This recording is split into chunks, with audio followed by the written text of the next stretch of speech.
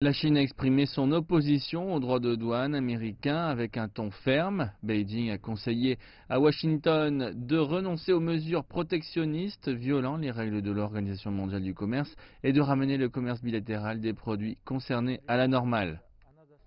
Nous pensons que c'est une autre étape dans la mauvaise direction. C'est une liste unilatérale et une question protectionniste.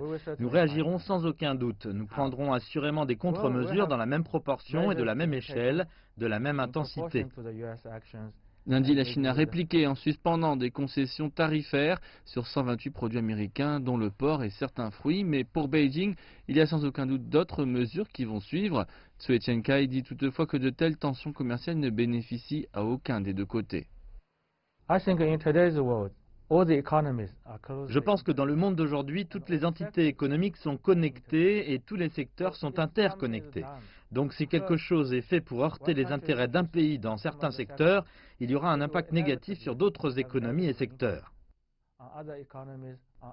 Le président américain Donald Trump a signé un mémorandum le mois dernier qui propose des droits de douane allant jusqu'à 25% sur près de 50 milliards de dollars de produits chinois importés aux États-Unis. Cela concerne près de 1382 produits dans de nombreuses industries. Le mémorandum est basé sur l'enquête dite de l'article 301 concernant des pratiques chinoises de transfert de technologie et de propriété intellectuelle.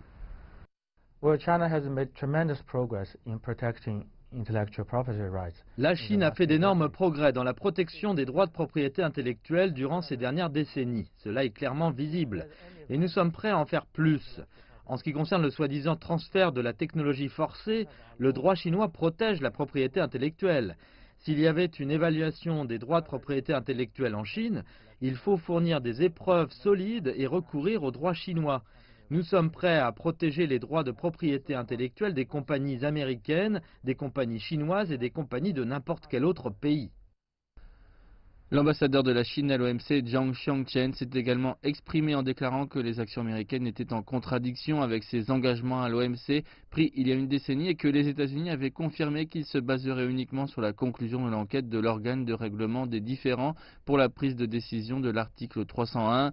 Zhang a ajouté que selon les règles de l'OMC et l'engagement de l'Amérique, les États-Unis devraient en aucun cas établir unilatéralement, en se basant sur une enquête dans le cadre de l'article 301, que d'autres membres avaient violé les règles de l'OMC.